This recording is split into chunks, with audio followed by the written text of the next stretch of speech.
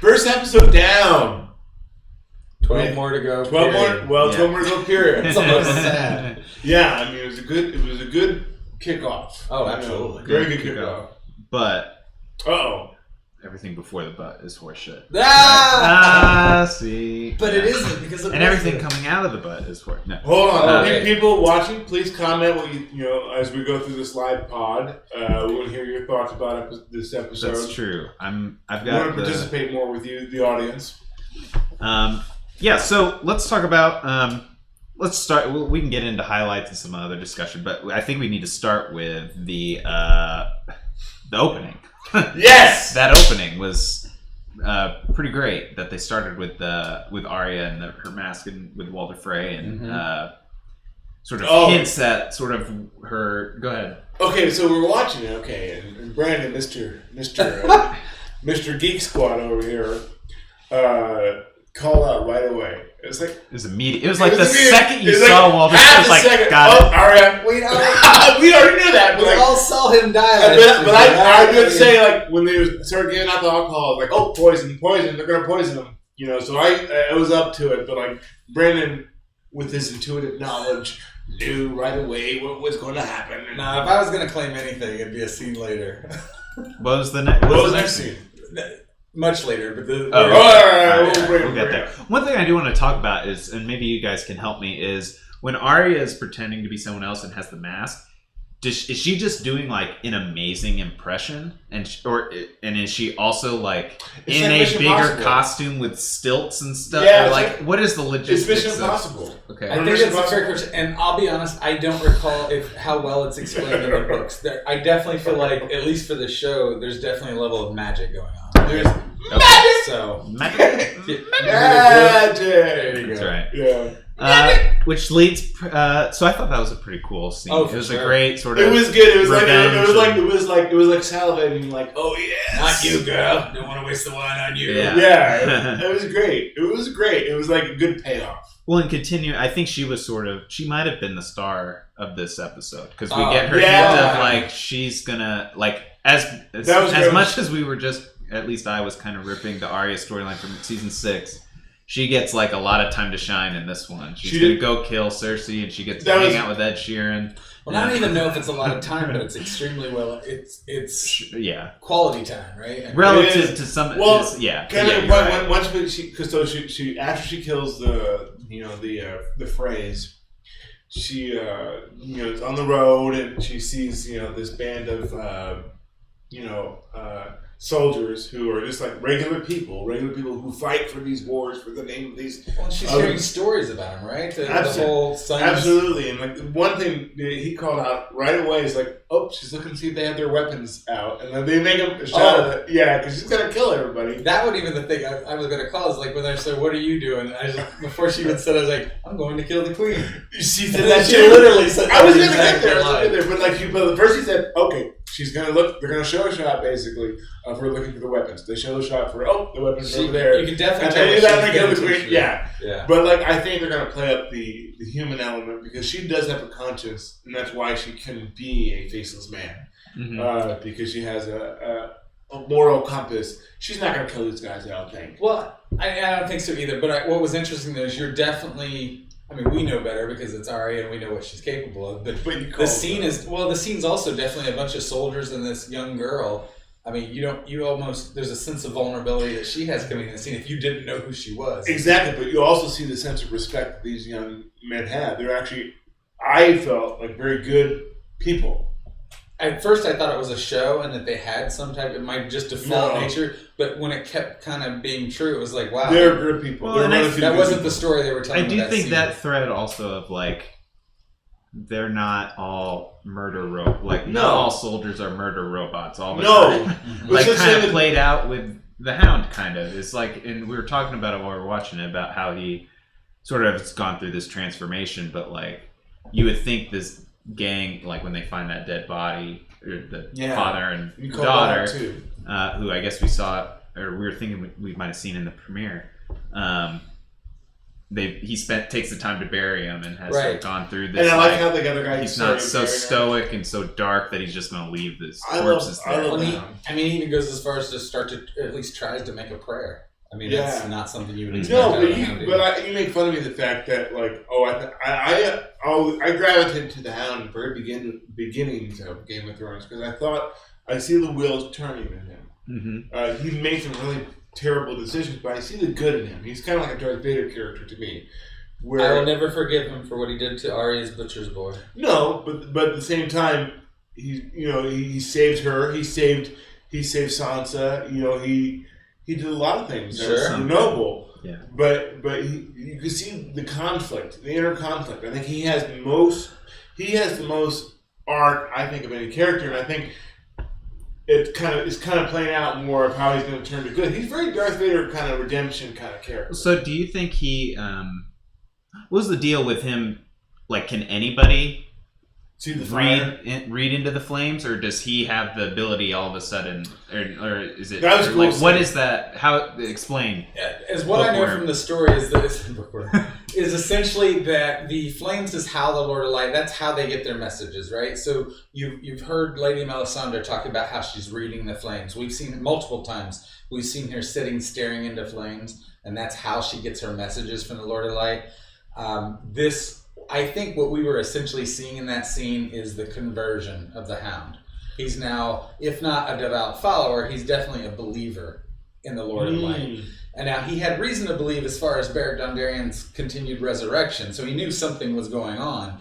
But it's, I feel like, more profound and hitting a little bit closer to home because he now literally has been spoken to through the flame by the Lord. He's seen something that was personal, not just you're going through something that I admit is happening, but he's now experienced it. So does that mean he'll become a devout follower? I don't think that probably fits his character, but he's definitely, I think, humbled by it a little. What was the religion he was with the, what's his name, the actor who was Mr. Schwanger from okay, so Swearingen was a septon. He was basically a traveling, kind of a folksy, but he was the Seven, the faith of the Seven. So he's like the High Sparrow kind of deal. He's not like the High Sparrow. The High Sparrow was a zealot, and it was obviously about power. But they believe in all the gods. The seven gods, because he wore Swearingen's character. I can't remember his name. Brother Ray. He wore a seven-pointed star, which is the faith of the Seven. So it's all the gods. Yeah, but if you even remember, even in those scenes, we weren't seeing the Hound participating in any of the religious part of it. He was there for the fellowship, and he obviously had been saved by them, but I didn't think he was sharing in their religious experience. Sure. He's now, I think we're seeing, at least, again, I don't think he's going to become devout by any means, but I think he's now had kind of a personal experience now that has impacted him. Gotcha. It's interesting. It's all kind of for sure together. So we got one comment on here that said they were very disappointed. Who's this? You could see. I don't know who that is. In the show or in us? I guess. Well, yeah. Please clarify. I think, but I could see, like, I do feel like, and they also said that the opening was the best part, which I actually personally agree with. But this obviously was a ground, like, it's a setup. We gotta set it up. It's a setup. Yeah, we have so many irons in the fire. Like, we gotta get. There's no shockers yet. Get things going. We gotta ease back into it. We're not gonna come in and bang, bang, bang, bang. I do think the in addition to the opening, the most sort of electric kind of encounter, which, I mean, I don't know if we talked about on the show, but on the prediction show, but like something we're all kind of thinking about was Euron joining Cersei, like wanting to have an alliance through marriage. Yeah. And like we kind of expected that, but that scene and the way they did it, and his sort of immediate like, I'm gonna help you. Well, that, but also like his, I've got two good hands, and like you should try killing a brother, you know, and like his immediate sort of confrontation with Jaime was pretty strong, and then like, and the fact that they didn't just immediately resolve it, and he's like, I'm gonna bring you a gift, right? Which, what was the gift? Do you think? I mean, we were talking about. Well, I think it's to go get Tyrion personally, or to like take down some ships from. I don't know. You could rationalize it however you want, but like. Ultimately, it's sort of like a time kill, like to in my opinion, just like an obstacle to throw in their way before getting to sort of the big fights. The only thing That's me personally. The only thing I would take a little bit with it is the term time kill, right? For a story arc, it's not really a kill. For your story arcs, you don't want to just say boom, boom, boom, and you're all hitting the climax, right? You want to build into it. You want to kind of set the ground. Slow burn. So when it does happen, it's going to be richer. And I think that's a little bit of what I know. You, like you said, somebody mentioned that they were disappointed. That first part was giving us a little bit of that, right? We got the action of what Ari did in the Frey family, but I think overall the episode is setting the pieces for the crescendos that we're going to have this season. Mm-hmm. Can I answer I see the comment right there. So we're waiting long for the season and we deserve more. Now I agree with you. We have been waiting long. So, they postponed this till July, and I agree with you. I'm much of a I want more. I'm a Veruca Salt from Willy Wonka. I want the world. I want the whole world. I agree with you on that. But I think what Matt said and what I kind of echoed earlier was we'll get more in episode 2. I think episode 2. I think we need to get our sea legs here first. We need to get established back in the world of Game of Thrones and Westeros, and then they'll give us more. I think they're going to shock us more in this season than anything. I think, this was kind of an underwhelming episode in terms of people dying, other than the phrase, which you agree with, as I'm listening to. But at the same time, I think you have to establish your gravity, so to speak, of this world that we're into, so that we can get to. I agree with you. I want more, but be patient, my friend. I want to spin off something that Matt said while we were watching it. You made the comment that why is Daenerys landing in Dragonstone and not going directly to King's Landing? Right? Yes, I did. And so I think, and not that we're trying to get pure realism in this show or anything, right? But you're probably when you think of the D-Day invasion, we didn't go to the most popular spot. Right, you'd have to kind of create a beachhead. There's at least some strategy in landing your forces and not coming off this long voyage immediately into a battle. Your people are going to be seasick, jet lag. Well, think about the Dothraki. They were scared of the sea for the long time. Letting them get back on ground. That's what I said. I said to you. I said they had to get their. But so I get it. I get it. That's the logical thing. There's no other land. That's the logical pump the brakes. But if you end the season on here's our ships, we're going. Yeah. You got everybody fired up, and then you're immediate pump the brakes. What did she say exactly? She said shall we begin? Shall we begin? I like. It's really just an excuse to get her on this other throne. Yeah. I don't know. It felt, and I guess maybe it'll play out a little bit more. But if she immediately goes from episode 2 to just go into start fighting or something, And episode 2 is this big sea battle we've been promised or it's been hinted at. Mm-hmm. To me, that seems like this really was we're just gonna hey, here's a refresher on all the characters, and they literally had Cersei standing on this big floor map talking me through. I personally love that. I thought that was extremely well done and efficient because there's a lot of people that probably aren't book readers that might not know where is Dorne in position to that. I don't know.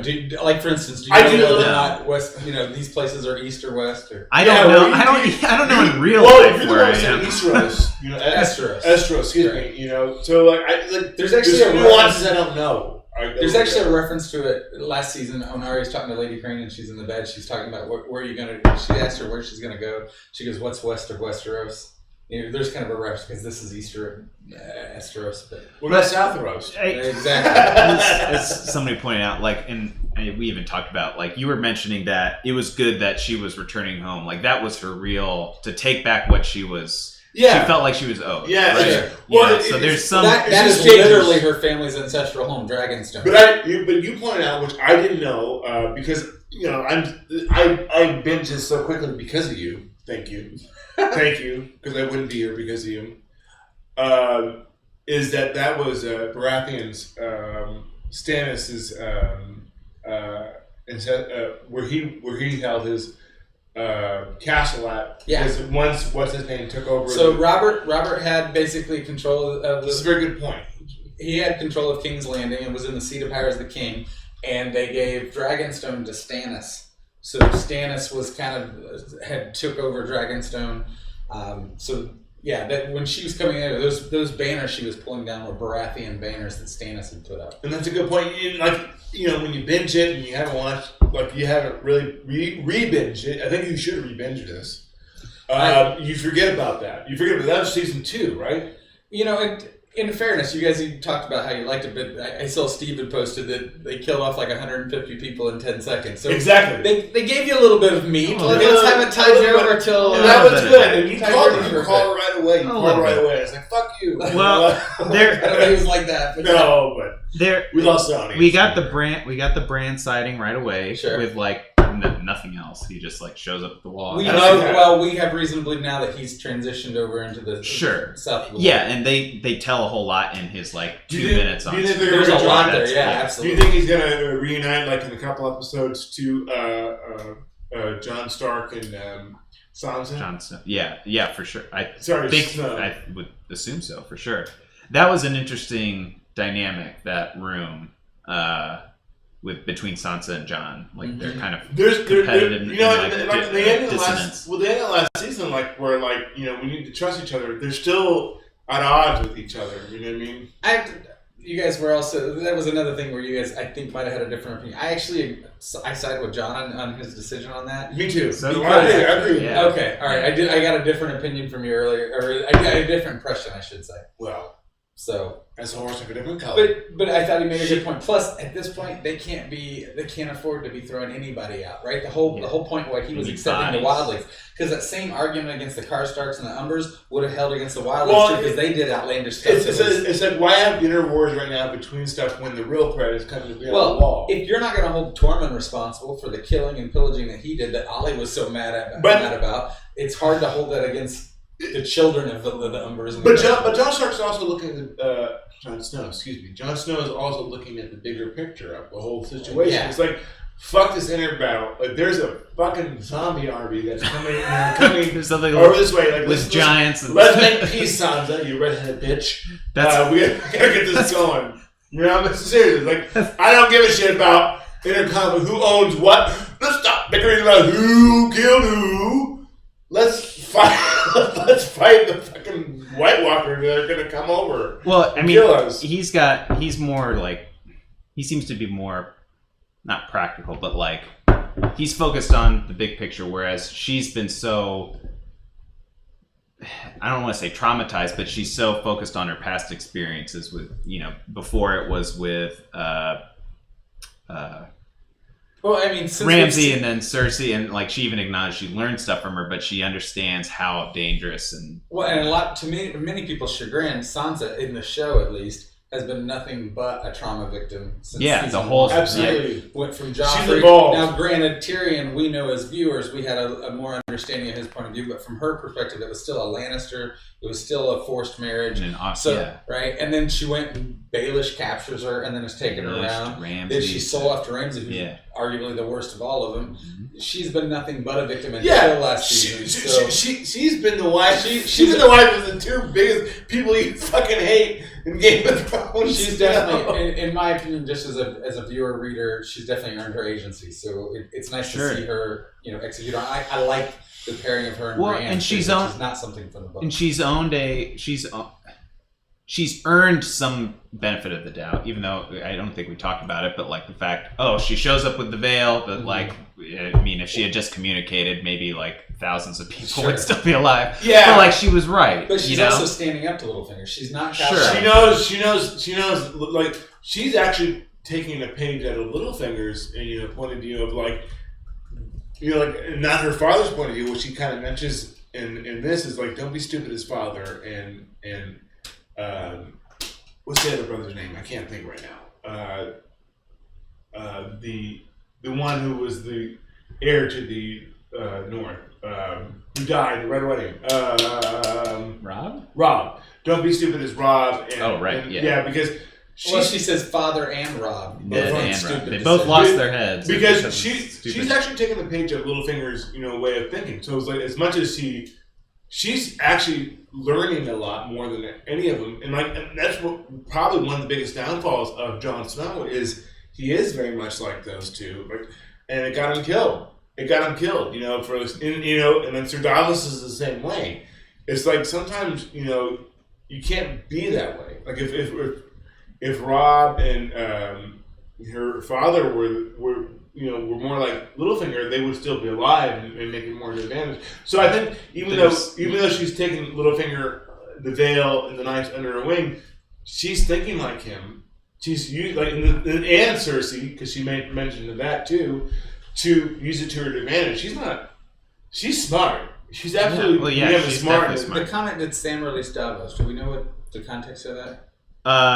So I responded. I think she's referring to it's Jorah, right? And he's in the Citadel. The hand that reaches did he through? release? Did Sam release? I don't think so.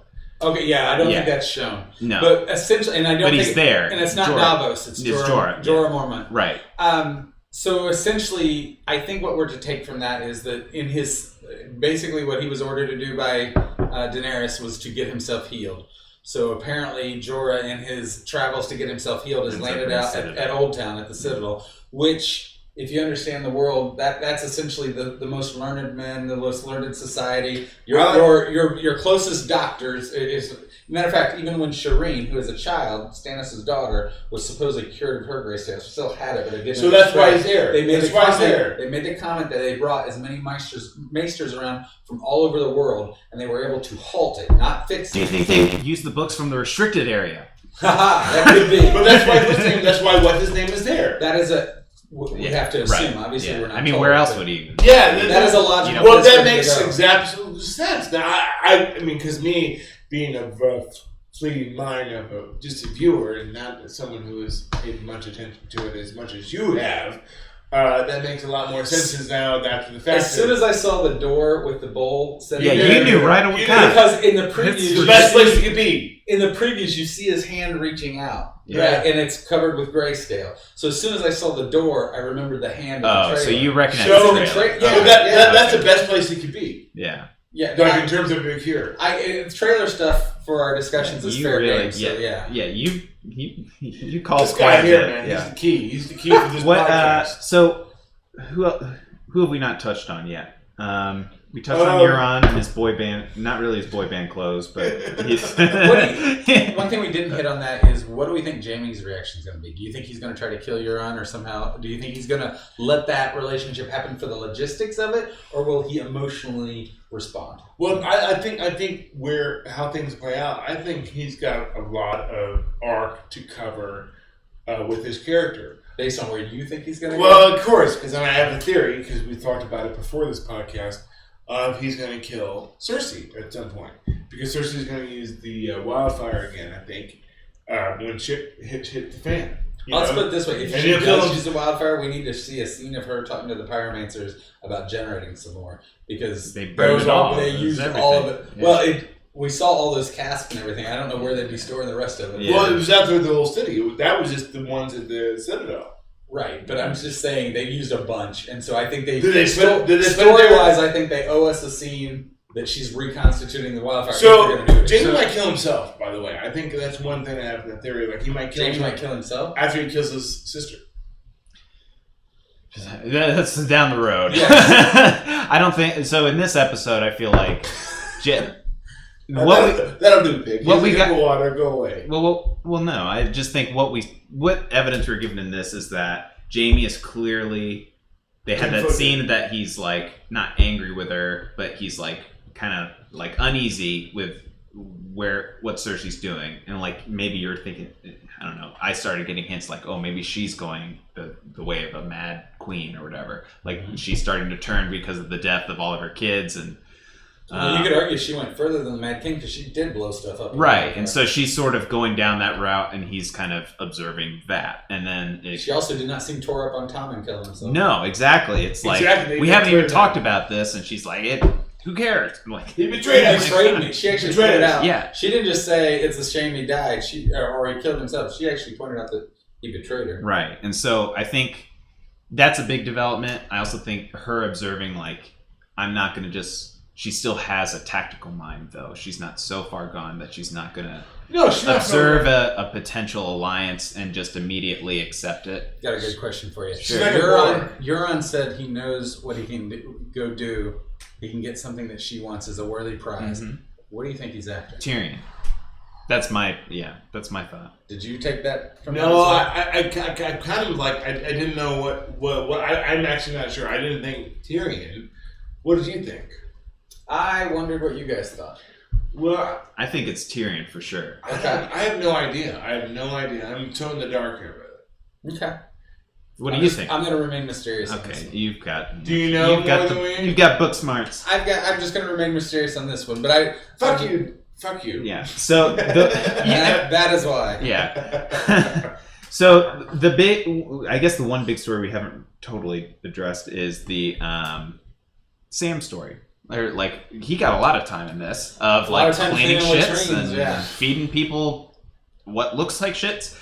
And now, as people that weren't necessarily like the first few seconds and felt like that was the best part, and maybe thought it was a little slow, were you bothered by the scene showing all the hard work that Sam's having to do? Bothered in what way? No. What do you mean? Did you feel like it was too slow, wasted time? I mean, yes and no. I think it's like, we get it. He's not going to puke. He's, we get it.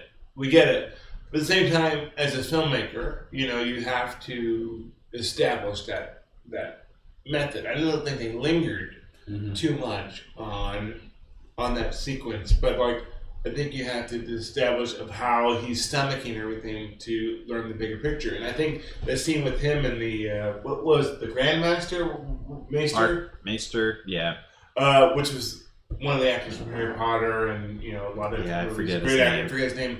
It was a really great scene because they talked about how like they just because shit's gonna hit the fan, we're still gonna be the observers, the kind of like the watchers in Marvel, where they're recording history. They're recording history. We're always going to be here. That was a great little monologue. That monologue was spectacular. So I like that sequence, but I also think I like the fact that he actually believed him. You know what I mean? I was surprised by that. I was not expecting that. But it wasn't like, it was like very Mr. Miyagi, like where it's like it's like like great. I love this. It's great, but there's just. I think it's starting the story of how that relationship will happen with him and that Maester, develop, because I think it will. You kind of establish how you kind of like this character. You definitely get a sense from this, even though I was surprised that the Maester said that he believed him. You definitely get a sense that that's a challenge, right? Mm-hmm. How do you get the people south who don't even believe that? Maybe some of them don't even believe dragons exist. Right? Well, they'll believe in a few hours. How do you get them rallied around the battle in the north? It's the real battle. And out of this, who sits on the throne battle, which we know as viewers ultimately doesn't matter. I think they won't. I think here's the challenge. I think at the end of the day that he won't. I think who's he? Well, Sam. I think he won't be able to get people. No, I think just like in reality, and technically that's not Sam's job, but that is a challenge. But it is the same thing as a challenge in reality. I think this is where J.R.R. Martin depicts reality, what we live in right now. It's like the same thing with global warming and the things happening right now. It's like we won't know that it's a problem until it actually happens. So when the White Walkers come, then they will. Oh God, we need. I think that's still the reflection. I think that's actually a big gap, honestly, is like that nobody believes him. In like, it's not like people can't communicate. It just seems odd to me that like some things you can send a raven and tell a story and people are like, this is the news, and like we even got like how did word travel so fast, and everybody just automatically believes everything. But this story, it seems so like nobody believes me. Like that seems like a weird like disconnect. That like this story, the news of such. Well, they haven't seen dragons yet, though. They haven't seen the dragon. Everything else in dragons. But there are other stories, like at least from the dragon's perspective, I guess, from my thought. But it's thousands of years. It's thousands of years since the last winter. I understand. I'm just saying, like, when it's at some point there is enough like word from like, why wouldn't you? I guess why does everybody just distrust every single thing they hear? Because you know when why? Other things that alternative facts, fake news. No. The White Walkers are fake news. That's before all this shit. The wall, build the wall. It's all coming full circle. No, Matt, it's before that. It needs to be a transparent wall, though. Matt and Brent. Maybe of ice. That's before anything. That's every movie story ever made. It's like, oh, we're not going to believe you. You know what I mean? It's like communication of information. It is. It's cliche. I know it's super. It's cliche. It's like, what else you got on your list as far as plots from the episode? Because I feel like we're off the rails. Yeah. Well, so last 10-15 minutes, I guess. I think we've hit on everything in there. I mentioned how much I loved the Lyanna Mormont sighting. Oh, she's always great. She is one of the best characters. We got a couple kids. I don't think so. I think overall it's more... I guess my disappointment is that it really, really did feel like, other than that first scene, which is sort of like, oh boy, we're back. It felt very much like pieces. We're getting started, and they didn't do. I felt like they need, and maybe I'm missing a whole scene. I don't think I am. They need them set up. The first episode of the season is probably a good place. Well, sure, but I guess I wanted that one extra whoa, awesome. Well, and I guess it could have been that she shows up to the throne and let's begin. And I guess maybe that was supposed to be it, but I don't know. I didn't feel it. Well, do you remember the first episode of last season it was just Melisandre becoming old again? We didn't see Jon Snow becoming Jon Snow until episode 2. So I think they're saving that. Fine. I think they're saving that. But I guess the same formula of where that's coming. But this is a 7-episode season, right? That's true. This felt like very, very methodical for such a short season. So, well, I think methodical for now. I think shit's gonna hit the fan next season. Again, first episode, guys. First episode of the season. Everyone's getting their gears. Everyone needs a little bit of time to get back into gear. Yeah, and I wouldn't say I'm disappointed in any of those sort of establishing plots. Is it an episode we watch the Battle of the Bastards and the last episode? One of the comments about Cersei being the fave diabolical. I completely agree. When it comes to people being diabolical, I think Cersei's great at it. If anything, disappointment might be strong, and I need to rewatch before I really kind of absorb some stuff. But I don't feel like Cersei had the scene like she had. Obviously, it was the set piece was the Sept of Baelor exploding. But when she's drinking the wine, you kind of this. She is in charge of everything. I didn't get that sense with this. It was more of Jaime pointing out the frailties. There wasn't a lot of pointing out the strength, I think, and maybe it's because the reality is they're not in a strong position. But I hope before anything comes to clash with Cersei, I hope we see her in a position of strength so she can be that diabolical presence can be felt. Yeah, she's diabolical for sure. It was interesting that Tyrion didn't really do anything. He just was kind of was he in he was there, but he was more just like a prop in the back. Not a prop, but he was just kind of present. He never spoke, right? He did not. Yeah, that's interesting. Before he got a chance to spoke, they cut the credits. Well, it was very. Let's begin. Okay. I think the story they're trying to say, everyone seemed to be very aware of the meaning that this had to Daenerys. Sure. There's even a scene where Grey Worm starts to walk up to be by her side, and Missandei's even no, give her her space, give her her moment. So I think the whole aspect of Tyrion not saying anything, it's just they're all kind of letting her absorb this emotional time. And you didn't even see her face when she's on the boat. Before she gets off the boat, as she's approaching the castle. She puts her hand in the sand to feel it. Yeah. There's an emotional thing going on with her, and they're all kind of giving her space. Yeah.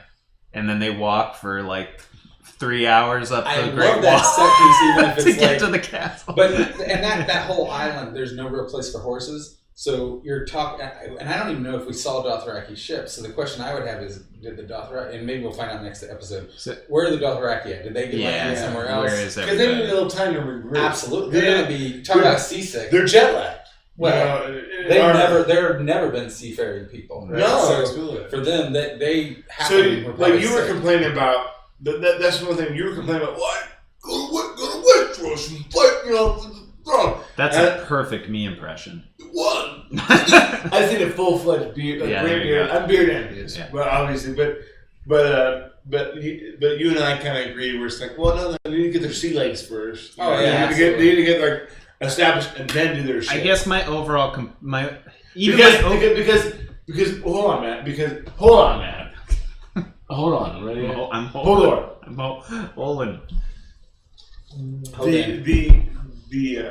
The way that they're going to attack them is all fronts. They're not going to attack them just by sea. So they're going to have the Dothraki attack them from the ground, and they're going to have the Iron Island fleet attack them from the sea.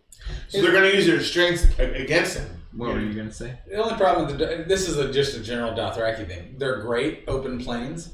They're not going to be. I wouldn't think they're going to be much for sieging or like penetrating castle walls. So if they catch your army out on the plains, you probably got an issue. If you're holed up in your castle with plenty of. But that's what the dragons are for. That's what the dragons are for. They'll lay siege to the castle. They'll lay siege to the castle, and then like once the Dothraki get into the kingdom. Until we see a reason to believe otherwise, there's no reason to believe that you need really anything beyond the dragon. So I think there's it's like the trump card. I think there's two big sort of immediate future episode clues. One is there's going to be a battle at sea, I think, and you mentioned that was in the trailer. There's reference to it in the trailer. Yeah, so like that is going to happen. Mm-hmm. And we have no reason not to believe it. The other is that, and this was part of my problem is like, why didn't you go straight to Westeros? But it also felt just like she did. Okay. Dragonstone is on Westeros. It's an island just off that. Westeros. And that's what I'm saying. That's what I'm saying is like that's so convenient.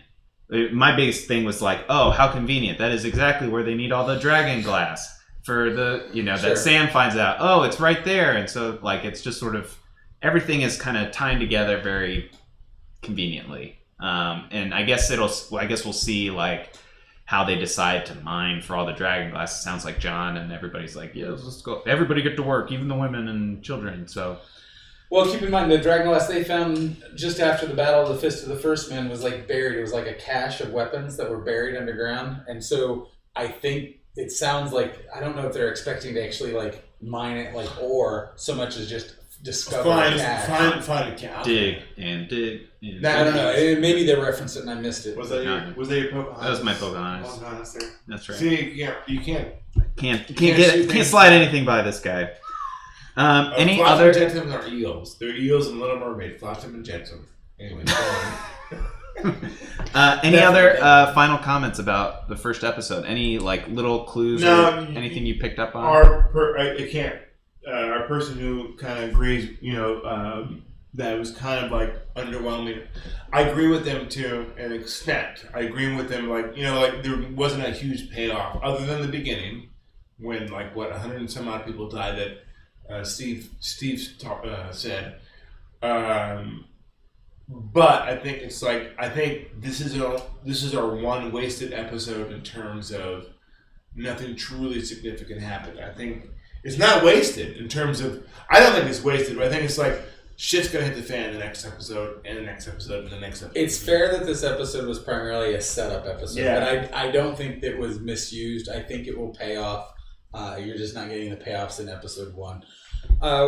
One reply to the comment talking about yes, they're currently developing spinoffs. I don't know that we don't know which. So they have. I think it was reported that they have 4 different Game of Thrones related shows that are being written on that they're basically trying to develop. There's not an assumption that all 4 would be picked up, and I believe 1 or 2 are prequels. I don't know if it's been verified. I'm not sure exactly how much detail has been given, but I do think there's a good chance we might get prequel. And I'll just say this: having read the books and some of the backstory that's given in the books, there's definitely plenty of content there. So there's even novels talking about like a civil war that happened between Targaryens. Do you think that could be its own show? Do you think J.R.R. Martin will outsource this out to people? J.R.R. Martin? J.R.R. Martin. G. Excuse me. I don't think so. I've had a couple of Jack Daniels. Do I think they'll source it out? First of all, he's written a lot of it already, right? So he got all the backstory already. It would just be a matter of screenwriters taking story he's already developed and plotting it out. Okay, that's my question. Sure, that's my answer. Yeah, and I think it's a good answer. So do you think not only screenwriters write it out, but do you think he would take people to write the books for them? I don't know about. I mean, I would. I don't know that he's going to farm out books for anybody. Now, if they end up developing a lot of these backstories that I'm talking about, and again, I don't know what they're writing or what they're choosing, but there's plenty of material that's he's already written. Like that Civil War I just mentioned, the Targaryen Civil War that's mentioned, he's actually already wrote a book about that. So having someone do what David Benioff and Weiss are doing with this show, taking that rich content and actually making a show out of it, that's the type of writing I'm talking about and developing.